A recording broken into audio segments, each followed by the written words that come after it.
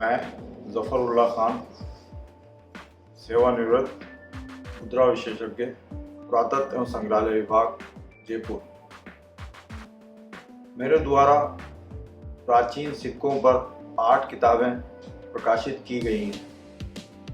मैंने भारत के या दुनिया के सब में प्राचीन सिक्कों का अध्ययन किया है और उस अध्ययन के अनुसार मेरे द्वारा काफ़ी काम किया गया है। भारतीय इतिहास के प्राचीनतम पंचमार्क सिक्के कहलाते हैं, जिन पे केवल सिंबल्स मिलते हैं।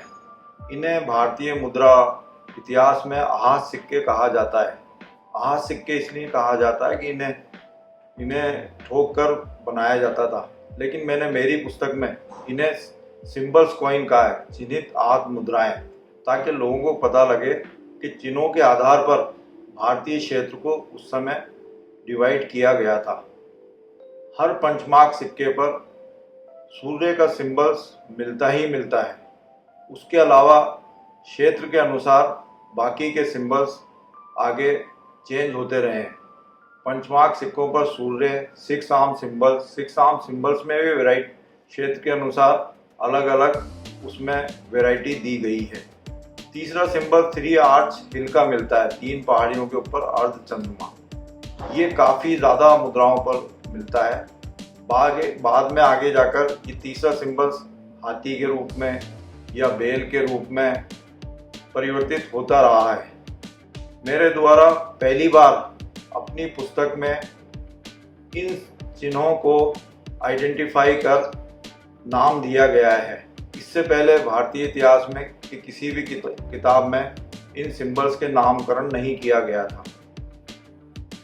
इस अध्ययन के दौरान मुझे एक नई चीज़ सामने आई। मेरे भारतीय इतिहास के पंचमार्क सिक्कों पर ब्रिटिश म्यूजियम से एक कैटलॉग जॉन एलन ने प्रकाशित किया था, जिसमें उन्होंने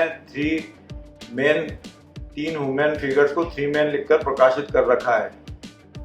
आदरणीय गुप्ता साहब ने इसे 3 ह्यूमन फिगर लिखा है, जबकि मैंने अध्ययन कर इसे परिवर्तित करा और इन 3 ह्यूमन फिगर्स में 2 पुरुष बताए गए और 1 महिला बताई गई है। महिलाओं के सर पर 2 चुटियां या 3 जूड़े कर अलग किया गया है, जबकि जो 2 पुरुष हैं उसके सर पर केवल 1 जूड़ा बताया गया है। भारतीय परंपरा के अनुसार अगर 2 पुरुषों के साथ बाएं हाथ पर कोई महिला बताई जाती है या महिला का अंकन किया जाता है, तो देवी सीता के रूप में देखा जाता है। इस आधार पर मैंने पहली बार काशी हिंदू विश्वविद्यालय में प्रश्न पत्र शोध पत्र पढ़ा था। इस शोध पत्र में मैंने पहली बार इन 3 फिगर्स को श्री राम, श्री लक्ष्मण और श्री सीता के रूप में आइडेंटिफाई करा, क्योंकि प्रथम जो आकृति थी उसके सर पर सिंगल जूड़ा है, वो श्री लक्ष्मण है। बीच की आकृति में सिंगल जूड़े वाले पुरुष जो बताए गए हैं वो श्री राम है, और उनके बाएं हाथ पर 2 चुटियां में या 3 जोड़ों में जो महिला बताई गई वो देवी सीता के रूप में प्रकाशित किया गया। इन सिक्कों की प्राचीनतम डेटिंग 600-200 BC अभी तक भारतीय इतिहास में मानी जाती है। मैंने उसे भी चैलेंज करा है कि उस समय मौर्य काल था और मौर्य काल में ब्राह्मी के बढ़िया शिलालेख मिलते हैं अशोक के टाइम के। तो जब इतना लिपि का विकास हो चुका था तो इन सिक्कों पर लिपि होना चाहिए थी। इन पर लिपि का अंकन नहीं हुआ है, इसलिए ये उससे ही प्राचीन सिक्के हैं।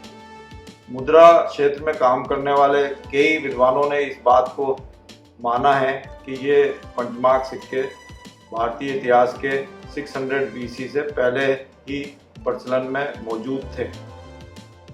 इसके अतिरिक्त मैंने आगे अध्ययन करा तो जिन पर 3 ह्यूमन फिगर बताया गया है या श्री राम का अंकन है, उन 9 वैरायटी पर सूर्य का सिंबल नहीं दिया गया है, क्योंकि राम खुद सूर्यवंशी थे। जब वो विराज गए तो इन सिक्कों पर सूर्य का अंकन नहीं किया गया। श्री लक्ष्मण, श्री राम और देवी सीता के स्थान पर 3 सिंबल्स दूसरे बताए गए, जिसमें सूर्य 6 आर्म सिंबल, तो तीसरा 3 आर्म्ड सिंबल्स है, जो 3 पहाड़ियाँ उसके बाद चंद्रमा है।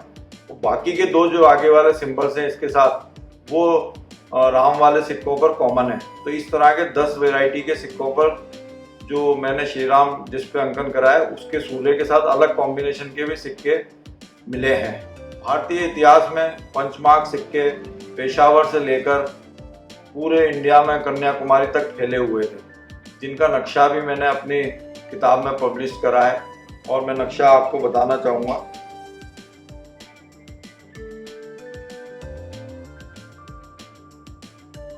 ये नक्शा देखा जा सकता है।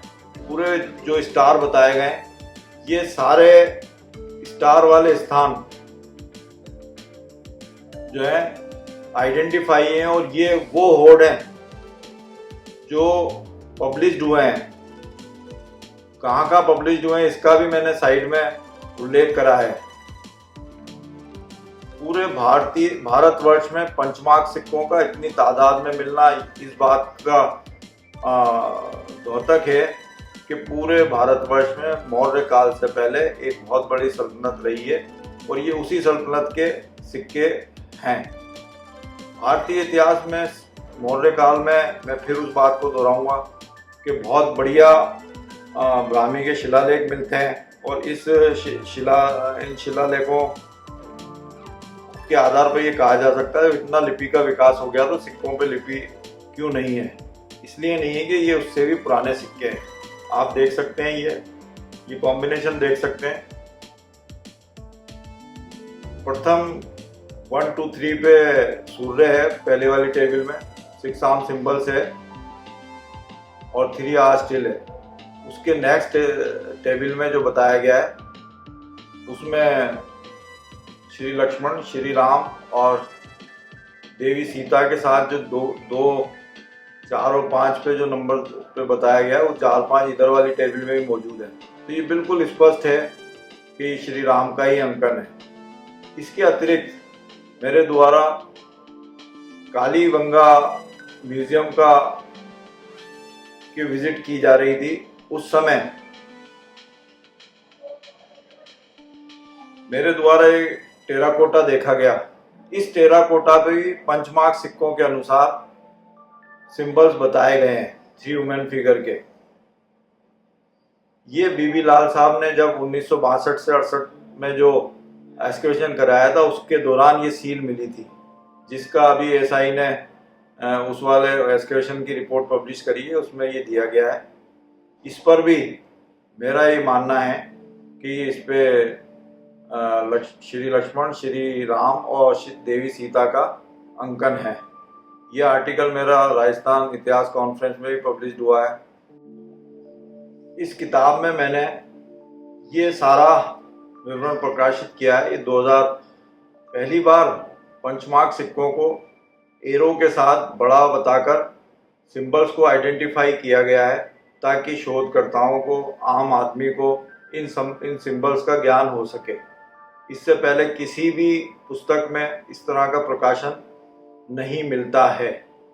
इससे ये स्पष्ट होता है कि श्री राम का साम्राज्य पूरे भारतवर्ष में था, और ये पंचमार्क सिक्के उसी समय प्रकाश में लाए गए होंगे, क्योंकि इन पे लिपि का अंकन नहीं है। राम का जो समय माना जाता है उस समय का निर्धारण करने में भी ये ऐतिहासिक साक्ष्य है, और इस ऐतिहासिक साक्ष्य पर अध्ययन बराबर किया जा रहा है। धन्यवाद।